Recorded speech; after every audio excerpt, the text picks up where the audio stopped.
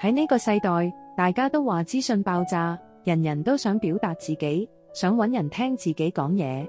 但係，當你真係攰咗、痛咗，係咪真係需要話俾人聽呢？唔好意思，可能你會發現，有心聽你嘅人真係少之又少，反而睇你笑話嘅人就多到數唔晒。呢個現實，聽落好無情，但其實係一個值得深思嘅人生課題。講俾人聽自己嘅痛苦，表面上好似係一種紓解情緒嘅方法，但係實情係點？你諗清楚，當你同人講自己嘅攰同痛，對方係咪真係會理解？其實唔係每個人都會咁有同理心去感受你嘅經歷，有啲人聽完之後，甚至會心諗，你咪又係嗰啲成日喊窮喊苦嘅人。佢哋可能會覺得你矯情，甚至背後話你無能。人性有時就係咁現實，大家都忙緊自己嘅問題，真心有時間、心力聆聽你嘅人少之又少，反而你嘅傷痛可能會變成佢哋茶餘飯後嘅笑柄，變成佢哋用嚟比較自己幸運嘅資本。咁你話你講嚟做乜？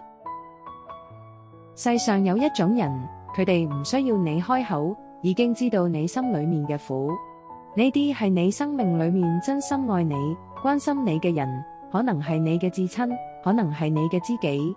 佢哋會透過你嘅眼神、語氣，甚至你嘅沉默，感受到你嘅內心世界。呢啲人唔需要你講太多，甚至唔需要你解釋。佢哋會用實際行動支持你，或者用一句簡單嘅「我喺度」，就已經令你感受到溫暖。但係好可惜，呢啲人真係少，就好似沙漠裏嘅水源咁珍貴。你要珍惜，唔好因為一時嘅情緒發洩，傷害咗佢哋嘅真心。現實係殘酷嘅，呢個世界唔會因為你嘅痛苦而停低腳步。相反，當你跌低嘅時候，圍觀你嘅人可能會更多。佢哋有啲係純粹出於好奇，好似睇戲咁，想知道你會點樣收科。有啲人甚至會帶住一種幸災樂禍嘅心態，因為你嘅失敗，令佢哋覺得自己高你一班。有冇諗過，當你將自己嘅痛苦公開，會唔會俾呢啲人更多嘅材料去評論你、攻擊你、嘲笑你？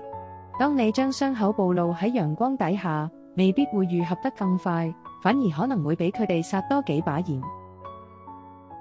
面對痛苦，最重要嘅係學識點樣同自己相處。唔需要寄望外界會俾你太多嘅安慰，因為真正能夠治癒你嘅人，只有你自己。學識靜下嚟，問下自己，我係咪真係咁需要其他人嘅認同？或者呢啲痛苦係咪有咩方法可以轉化為力量？有時痛苦係生命嘅一部分，佢哋反而教識你成長，教識你堅強。有句說話係咁講嘅，沉默係一種力量。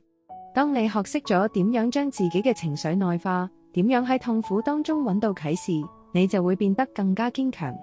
你唔需要向全世界宣布自己有幾攰，有幾痛，因為呢啲只會令你睇落更加脆弱。相反，你可以選擇默默咁努力，喺跌低嘅地方重新企返起身，俾自己一個機會，重新出發。當你變得堅強，其他人自然會對你刮目相看，甚至嗰啲曾經睇你笑話嘅人都會開始佩服你嘅毅力。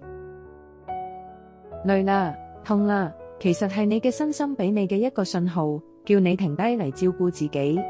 唔好再逼自己去迎合其他人嘅期望，唔好再將自己嘅人生攞去同其他人比較。學識放過自己，學識愛惜自己，因為你嘅價值唔係由其他人嘅眼光去決定，而係由你自己去定義。所以，當你覺得攰、覺得痛嗰時，唔一定要講俾人聽，因為呢個世界唔係每個人都會有咁多心情同時間去理解你嘅痛苦。相反，你應該學識點樣內化呢啲經歷，變成你成長嘅養分。最重要嘅係學識沉默而堅強，喺失落當中揾到自己嘅方向，喺痛苦入面揾到重生嘅力量。當你學識咗點樣愛惜自己，呢個世界就會開始對你溫柔啲。記住，行自己嘅路，唔好理其他人點睇，因為你嘅人生只屬於你自己。如果你喜歡呢段視頻，記得俾個 like， 訂閱我哋嘅頻道，仲有撳埋隔離嗰個小鐘仔，你就唔會錯過我哋之後更多精彩分享啦。多謝支持。